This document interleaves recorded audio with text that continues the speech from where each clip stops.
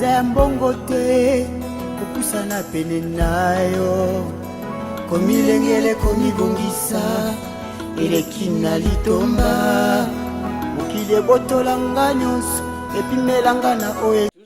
Bonjour à tous les fidèles qui sont branchés sur Christ sans frontières télévision. Fredino Mouanessi Moulakissi, c'est mon nom, le présentateur de cette émission. Bien sûr, je ne suis pas seul. Ici, je suis accompagné avec le docteur Ange Mangwanda, avec lui que nous allons parler sur Christ sans frontières. Pourquoi pas, nous allons aussi parler sur son livre déjà à Paris, quelques mois passés déjà, intitulé Le jugement de la maison de Dieu. Bonjour docteur Ange Mangwanda. Bonjour. Comment vous allez? Oui, ça va par la grâce du Seigneur. Et comment va l'église? Oui, l'église va bien, l'œuvre de Dieu va bien. Merci docteur. Avec vous, nous allons parler sur Christ sans frontières. Qu'est-ce qui vous a poussé de créer cette institution? Merci, mon cher Freddy, pour la parole. Et nous bénissons aussi le Seigneur pour la grâce qu'il nous a accordée d'être ensemble avec vous pour parler un peu de ce que nous sommes en train de faire et surtout de ce que Jésus-Christ veut que nous fassions pour lui. Christ sans frontières est une institution d'appui à l'évangélisation, donc une organisation missionnaire basée en République démocratique du Congo. Cette organisation est née suite à un constat. Le Seigneur nous a ouvert les yeux. Nous avons constaté que dans nos églises, celles dites évangéliques ou pentecôtistes, il y a un grand déficit par rapport à notre appellation. Puisque quand on parle de l'évangile ou bien d'une église évangélique, cela sous-entend d'une église qui s'exerce dans l'évangélisation. Même quand on parle d'une église pentecôtiste, c'est une église qui est remplie du Saint-Esprit. Or, les disciples, lorsqu'ils étaient remplis du Saint-Esprit, ils se sont lancés dans l'évangélisation. Comme il est écrit dans Acte 1:8, vous recevrez une puissance, le Saint-Esprit descendra sur vous et vous deviendrez mes témoins. Malheureusement, nous constatons que dans nos églises d'aujourd'hui, les gens ne savent pas comment témoigner Christ dans la rue, comment évangéliser. Et c'est comme ça que le Seigneur nous a ouvert les yeux pour comprendre et il nous a inspirés pour pouvoir pallier à ces situations-là. Donc, c'est suite à cette révélation et le Seigneur nous a donné la mission de pallier à ce déficit-là. Pourquoi vous avez choisi le nom de Christ sans frontières? Oui, Christ sans frontières n'est pas choisi au hasard. C'est parce que d'abord nous confessons Jésus-Christ comme notre Seigneur. Ouais. Et la Bible dit que Jésus-Christ est le Seigneur de tous les hommes. Il est le Seigneur de tout. Donc Christ étant le Seigneur, il n'a pas de frontières. Étant donné que nous avons la mission d'annoncer l'évangile de Jésus-Christ, et c'est normal de dire que Christ n'a pas de frontières car son évangile n'a pas de frontières. Merci docteur. Avez-vous des partenaires qui vous soutiennent ou bien vous travaillez seul ou bien avec d'autres frères de l'Église? Bon, les partenaires, je ne sais pas comment le dire, mais nous sommes avec des enfants de Dieu qui travaillent, l'Église est là, il y a aussi les serviteurs de Dieu qui de temps à autre sont avec nous ensemble. Ouais. Voilà, vous êtes institution nationale ou bien internationale? Bon, national ou international, je ne sais pas, mais nous sommes une institution mondiale parce que notre vocation est mondiale. Nous enseignons la parole de Dieu. La parole de Dieu n'est pas limitée. Voilà. Mais il se fait que peut-être nous n'avons pas encore de représentation sous d'autres cieux, mais nous sommes mondiales. Nous sommes mondiales parce que l'évangile n'a pas de limite. Nous diffusons, comme ceux qui nous suivent là sur YouTube, nous reçoivent partout. Donc, nous sommes partout, nous sommes mondiales. Vous êtes partout. Qui peut adhérer dans votre institution et comment adhérer? Christ sans frontières est ouvert à tous les chrétiens nés de nouveau. J'insiste sur ces mots, réellement nés de nouveau. Et tout le monde peut s'adhérer puisqu'on ne demande rien. Et c'est juste pour annoncer l'évangile. C'est ça notre passion, l'évangélisation, qui est notre priorité. Voilà, merci. Je pense que vous avez quand même suivi l'intervention du docteur Ange Mangwanda à ce qui concerne Christ sans frontières. Maintenant, nous allons entamer votre livret intitulé Le jugement de la maison de Dieu. Pourquoi vous avez voulu parler des jugements de la maison de Dieu? Qu'est-ce qui vous a motivé de parler des jugements de la maison de Dieu? Bon, si vous lisez les résumés du livre au dos du livre, vous verrez que nous avons essayé un peu de démontrer la problématique que nous constatons aujourd'hui dans l'Église. Ouais. L'Église est devenue comme une foire, une maison où tout le monde peut faire tout ce qu'il veut, alors que nous savons qu'il n'en est pas ainsi. L'Église est la maison de Dieu. L'Église est la représentation, l'Église locale comme ça, est la représentation physique aussi, doit être la représentation physique de la maison de Dieu, quoi. Mais malheureusement, nous constatons qu'il y a beaucoup d'habits dans l'Église de Dieu. Or, notre Dieu est un Dieu saint, est un Dieu juste. Dans la justice de Dieu, si Dieu est juste dans sa justice, il va commencer d'abord, comme il jugera le monde, il va d'abord commencer à juger d'abord sa propre maison. C'est comme ça que nous intitulons ces livres, les jugements de la maison de Dieu. Donc, d'abord, les jugements commencent par la maison de Dieu, avant que ces jugements puissent aller en dehors de l'Église. Le livre a combien de pages, combien de chapitres? Le livre a 232 pages, Ouais. et divisé en deux parties. La première partie, là où nous parlons des blâmes de l'Église, ce que nous reprochons à l'Église. Bien sûr, il y a d'abord l'introduction, la problématique où nous sommes introduits pour parler de ce qui se passe dans l'Église, et puis pourquoi les jugements. Il y a l'évidence des jugements, parce que les jugements interviennent toujours lorsque quelque chose ne marche pas. Dans l'histoire de la Bible, nous voyons à chaque fois que les enfants de Dieu s'écartent de la parole de Dieu, les jugements interviennent. Voilà. Et il y a les blâmes de l'Église, donc les blâmes que le Seigneur adresse à l'Église. Il y a le manque de la connaissance de Dieu et de Jésus-Christ, le manque de la confiance à la Bible, la mauvaise exposition de l'évangile de Jésus, la glorification des dons à la place du fruit de l'esprit, l'introduction du fait étranger sur l'autel de Dieu, et l'homme qui prend la place de Dieu dans l'Église. Il y a les pasteurs à double identité, les doctrines étrangères constatées dans l'Église. Là, il y a beaucoup de sous-points que nous allons traiter.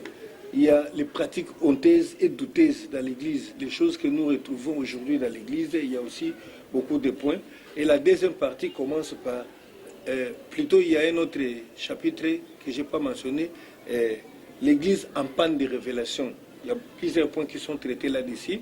Et dans la deuxième partie, nous l'avons entamé par l'Église, maison de Dieu vivant. Là où nous parlons de l'Église, c'est que l'Église est son origine, ce qu'est le projet de Dieu par rapport à l'Église et les ministères de la dernière saison.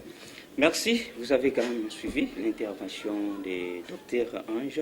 Docteur Ange, pourquoi donc le jugement commencera-t-il dans la maison de Dieu? Comme je venais de le dire tout à l'heure, là, le jugement doit commencer dans la maison de Dieu parce que la maison de Dieu est censée être la maison de la sainteté, la maison de la haute moralité. Mais malheureusement, ce n'est pas ce que nous voyons aujourd'hui. Étant donné que Dieu est juste, il ne peut que commencer à juger dans sa maison. Sinon, Dieu serait un Dieu injuste, un Dieu de favoritisme. S'il laissait ceux qui résident dans les églises, mais qui ne marchent pas selon sa parole, pour qu'il condamne tout simplement ceux du dehors.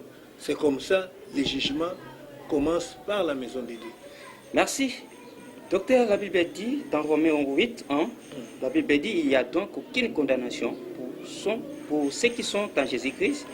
Ceux qui sont à Jésus-Christ, c'est ceux-là qui forment l'Église ou la maison de Dieu. Maintenant, quand vous dites encore que le jugement commencera par la maison de Dieu, est-ce que, docteur, vous ne voyez pas qu'il y a une contradiction là-dessus? Voilà. Je crois qu'il n'y a pas une contradiction là-dessus, parce qu'il y a plusieurs sortes de jugements. Selon que nous l'avons aussi démontré dans notre livre, il y a un jugement d'appréciation. On peut te demander, que penses-tu de ce qui se voit ici? Tu dis, bon, moi je vois que c'est ça. Il y a un jugement de condamnation, où après avoir prononcé sur quelque chose, on est obligé de donner des sanctions. Il y a un jugement de valeur qui nous invite à prononcer sur les choses que nous voyons.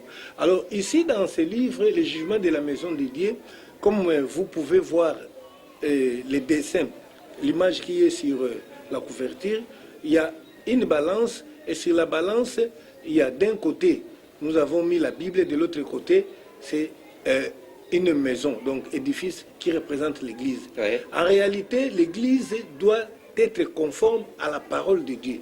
Alors quand nous parlons du jugement de la maison de Dieu, c'est-à-dire nous mettons l'Église, les comportements, les agissements que nous voyons aujourd'hui dans l'Église face à la parole de Dieu. Et à cela, la personne qui regarde saura lui-même s'il est encore dans les vrais ou dans les faux. Donc c'est un jugement qui ne condamne pas, mais un jugement qui te pousse à la raison, pour que tu comprennes. Parce que la Bible dit que celui qui se juge lui-même ne sera plus condamné. Si toi-même tu te mets à juger tes œuvres, tes actes, tu sauras si tu es encore dans la foi ou bien si tu marches à l'encontre de la parole de Dieu. Et c'est là, si tu marches à l'encontre de Dieu, cela va t'amener à la repentance. Et là, tu échappes au jugement final qui sera exercé par Jésus-Christ. Et je dois encore ajouter que la Bible dit que l'homme spirituel juge de tout. Si je suis un homme spirituel, donc je peux juger, comme l'apôtre Paul l'avait dit dans 1 Corinthiens 5, là où il avait les désordres dans l'Église, il dit que nous sommes appelés à condamner, à juger, c'est du dedans. Merci beaucoup. Merci, docteur. Qui va juger les enfants de Dieu? C'est Jésus, Saint-Esprit, Dieu lui-même ou comment? Oui, la Bible dit que c'est Jésus-Christ qui a été établi juge des morts et des vivants. Jésus-Christ est le juge, il viendra. Mais la Bible nous dit également, ce n'est pas le Fils qui juge, c'est la parole de Dieu qui te juge maintenant pendant que tu vis. Et si tu es déjà condamné par rapport à la parole de Dieu, le Seigneur Jésus viendra tout simplement pour prononcer le verdict.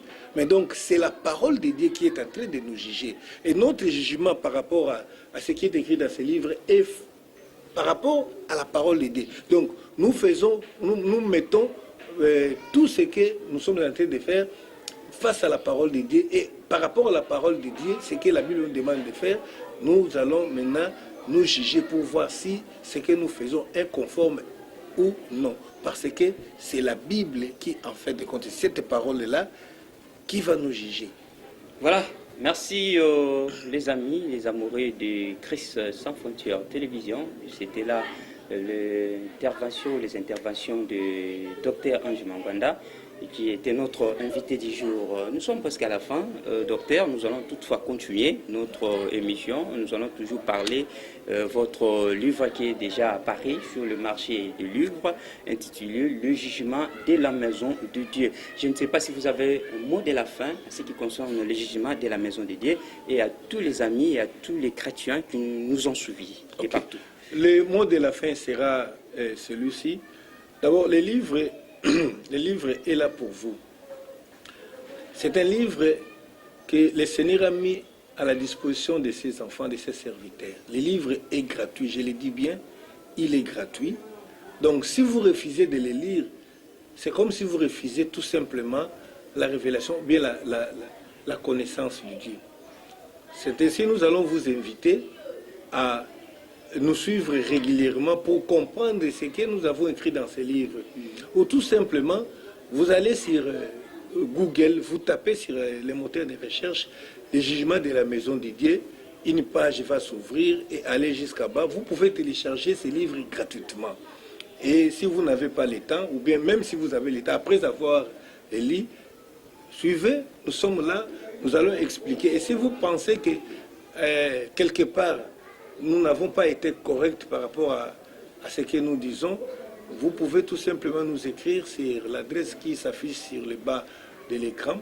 Et surtout, nous allons vous demander de vous abonner à cette chaîne. Donc, appuyez sur le bouton s'abonner, le bouton sur YouTube s'abonner. Comme ça, vous serez à chaque fois, vous serez informé à chaque fois que nous aurons une émission où nous aurons à parler sur ces livres pour que vous compreniez ce que nous avons dit. Voilà les mots de la fin, c'est de pouvoir, nous vous demandons de vous abonner pour que vous nous suivez continuellement. Merci beaucoup. Merci.